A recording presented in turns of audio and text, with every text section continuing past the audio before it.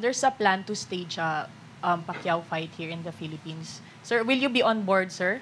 Mag-finance din po ba kayo nun, sir? Okay, yung laban ni Manny? Opo, dito rin daw po. Well, para gawin dito sa atin, ang maaring kumita lang yung Mayweather or Marquez. Aside from others, hindi kikita malaking lugi kung sino man mag-sponsor.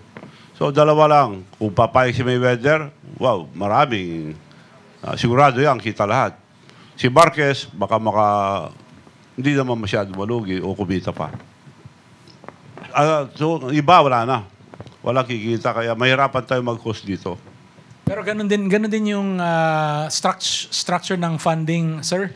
A Pacquiao fight will not be funded by government, by the government. Oo, lalo na yun, walang ano. Yung Kasi mga, yan ang original proposal ni Senator Manny, no? For the DOT to come up with 3 billion pesos. Yes. Walang, except kung gusto tumulong ang Department of Tourism, na sabi ko kanina, gumagastos sila dyan ng malaki for the promotion for country, mapropromoto nila Pilipinas kung dito gagawin yung laban ni Manny. Yun lang dalawang pwede. Kung mapapayag nila. Si Mayweather up to now, maski saan, ayaw niya. Dahil natatakot. Si Marquez, gusto niya pero malaki naman hiningi na ayaw naman bayaran ng mga promoter. So, mga ganon ang problema. Sa tingin niyo po, so halimbawa, Marquez is asking for $100 million.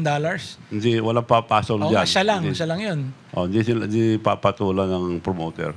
Mayweather, papatulan nila yan, maski 200 milyon. Ah, really? Oo.